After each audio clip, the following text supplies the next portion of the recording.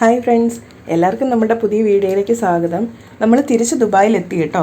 എത്തിക്കഴിഞ്ഞ് national ഡേയുടെ last, അതായത് 3-ാം തീയതി നമ്മൾ ഡെസേർട്ട് സഫാരിക്ക് പോയിട്ടുണ്ടായിരുന്നു. അപ്പോൾ അതിൻ്റെ ആ ക്യാമ്പിൽ പോയതിൻ്റെ വിശേഷങ്ങളും അങ്ങനെയൊക്കെ ആയിട്ട് ഇൻക്ലൂഡ് ചെയ്തിട്ടുള്ളൊരു ചെറിയ വീഡിയോയാണ് ഇത്. ഇതിൻ്റെ അകത്ത് എന്നെക്കൊണ്ടാവുന്ന പോലെ മാക്സിമം ഞാൻ ഷൂട്ട് ചെയ്യാൻ ശ്രമിച്ചിട്ടുണ്ട്. കാരണം കുറേയൊക്കെ കഴിഞ്ഞപ്പോഴത്തേക്കും സിയ വഴക്കാക്കാൻ തുടങ്ങിയായിരുന്നു. അതുകൊണ്ട് എത്രത്തോളം നന്നായിട്ട് വീഡിയോ എടുക്കാൻ പറ്റിയിട്ടുണ്ടെന്ന് അറിയത്തില്ലെങ്കിലും മാക്സിമം നമുക്ക് എന്തൊക്കെയായിരുന്നു അന്നത്തെ വിശേഷങ്ങൾ എന്നുള്ള കാണാവേ.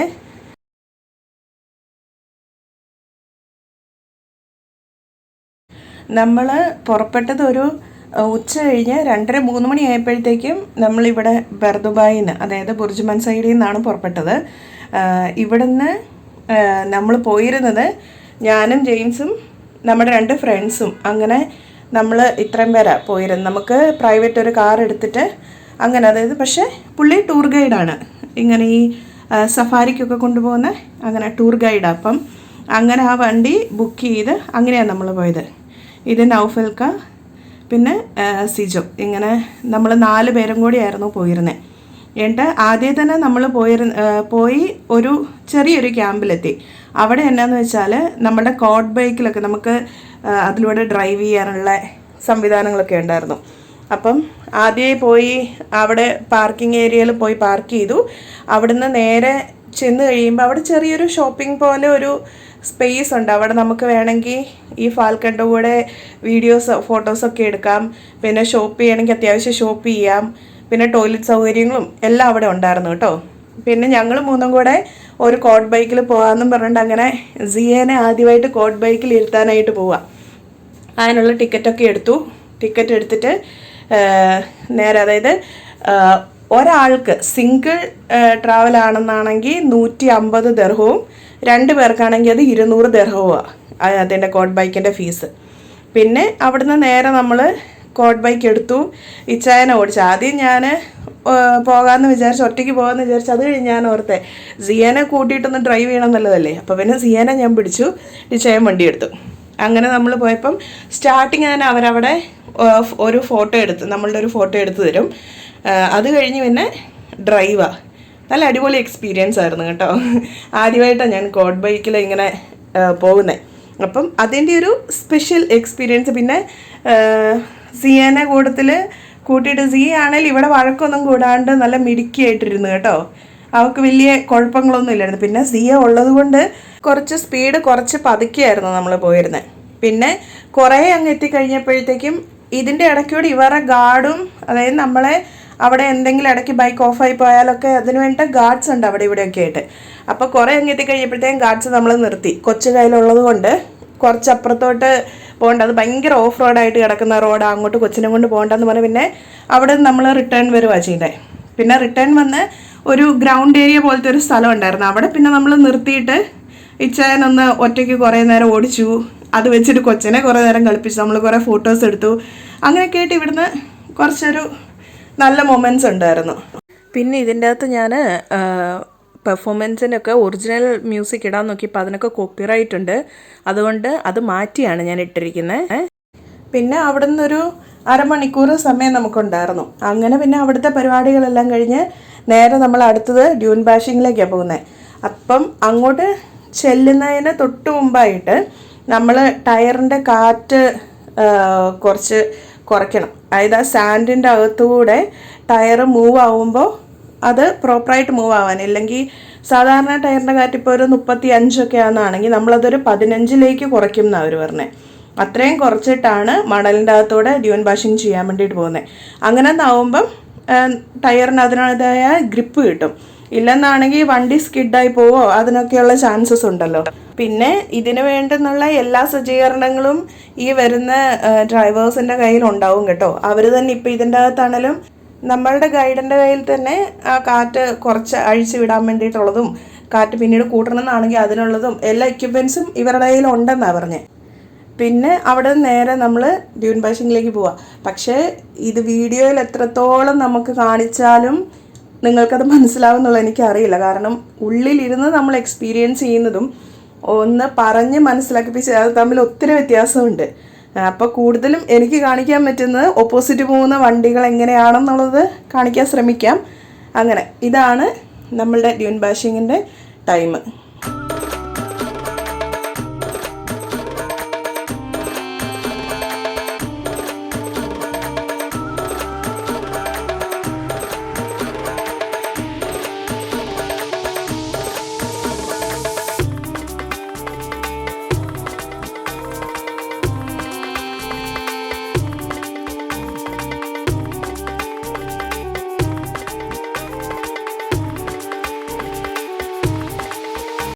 ഈ സമയത്ത് ഞാൻ വീഡിയോ എടുക്കാൻ വേണ്ടി കാറിൻ്റെ ഫ്രണ്ടിലേക്ക് കയറിയിരുന്നു കേട്ടോ. അന്നത്തേയും സിയ പുറയിൽ അപ്പൻ്റെ കയ്യിൽ നല്ല മിടിക്കായിട്ടിരുന്ന് ഓരോന്ന് കാണുന്നുണ്ടായിരുന്നു. അവൾ എൻജോയ് ചെയ്യുന്നുണ്ടായിരുന്നു മാക്സിമം.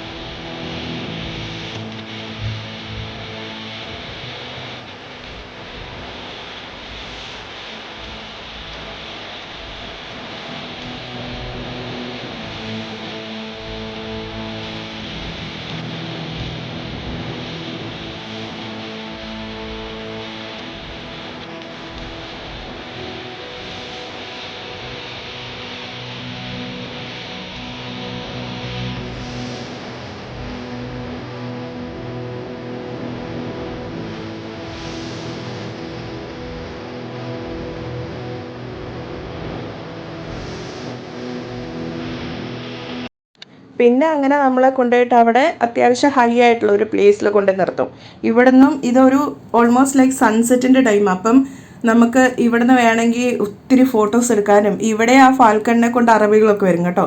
അപ്പം നമുക്ക് അതിൻ്റെ കൂടെ നിന്ന് ഫോട്ടോസ് എടുക്കണമെങ്കിൽ അതിനുള്ള സൗകര്യവും എല്ലാം ഉണ്ട്, നമുക്ക് അവിടെ നിന്നാൽ കിട്ടും. ഇതിപ്പോൾ ഉണ്ടല്ലോ, അവിടെ ആ ഒരു വൈറ്റ് കാറും ബ്ലാക്ക് കാറും കണ്ടോ? ബ്ലാക്ക് കാറ് അവിടെ സ്റ്റക്കായിപ്പോയി. അപ്പോൾ ഹെൽപ്പ് ചെയ്യാൻ വേണ്ടി ആ വൈറ്റ് കാർ വന്നതാണ്. പക്ഷേ അവരാ മണലിൽ വന്നതിൻ്റെ ഇടയിലെന്ന് അറിയത്തില്ല, വന്ന് അടിച്ച് അവരുടെ ബമ്പർ പോയി. അപ്പം അത് എല്ലാവരും അത് നോക്കി നിൽക്കുകയായിരുന്നു. പിന്നെ ഇവിടെ ഈ ഒരു ഏരിയയിലുണ്ടല്ലോ നമുക്ക് സാൻഡ് ബോർഡിങ് ചെയ്യാനുള്ളതും എല്ലാം പറ്റും. ആ സാൻഡ് ബോർഡിങ്ങിനുള്ളതൊക്കെ നമ്മുടെ കയ്യിൽ വരുന്ന ഗൈഡിൻ്റെ കയ്യിലുണ്ട് അതിൻ്റെ എക്യുപ്മെൻറ്റ്സ് ഒക്കെ. പക്ഷെ നമ്മളാരും അതിന് വേണ്ടിയിട്ട് മുതിർന്നില്ല.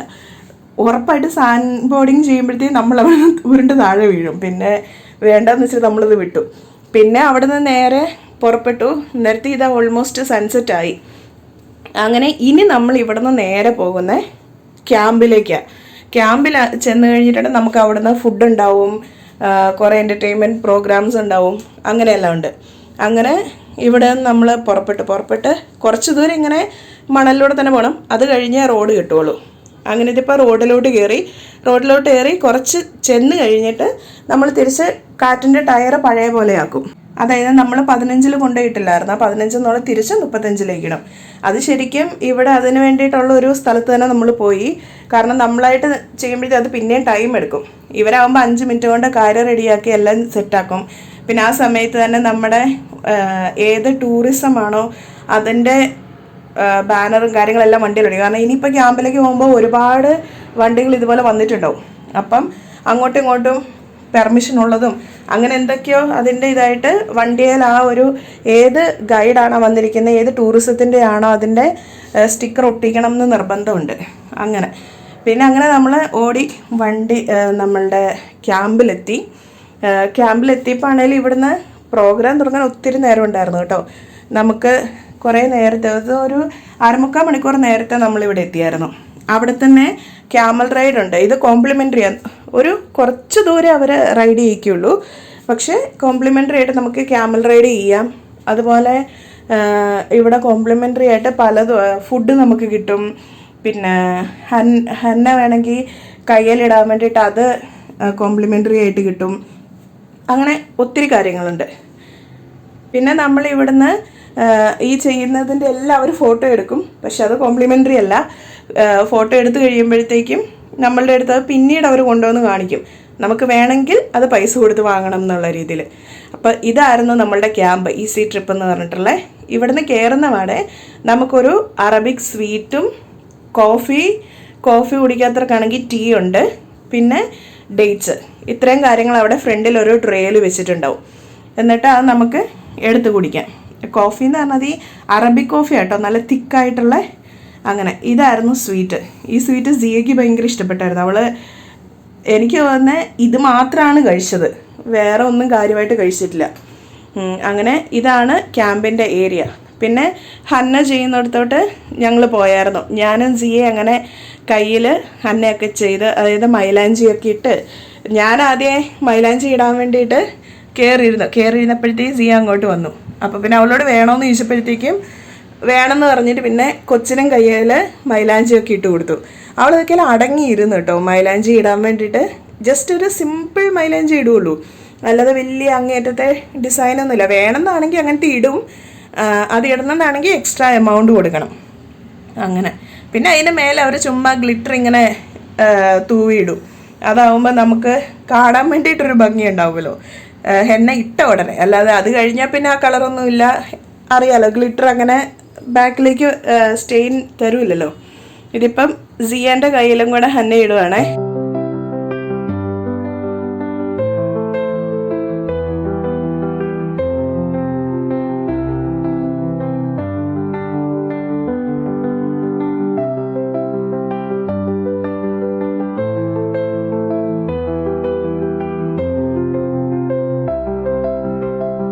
പിന്നെ അന്നേരത്തേക്കും പ്രോഗ്രാം സ്റ്റാർട്ട് ചെയ്യാനുള്ള സമയമായി. അന്നേരം നമുക്ക് ബുക്ക് ചെയ്തിട്ടുണ്ടായിരുന്ന സീറ്റിലേക്ക് വന്നിരുന്നു. GK ഫ്രഞ്ച് ഫ്രൈസ് ഉണ്ടായിരുന്നു, ഇത് നമ്മൾ പേ ചെയ്യണം. അന്നേരത്തേക്കും പ്രോഗ്രാം തുടങ്ങാറായി. നമുക്കിനി പ്രോഗ്രാംസ് കണ്ടിട്ട് വരാവേ.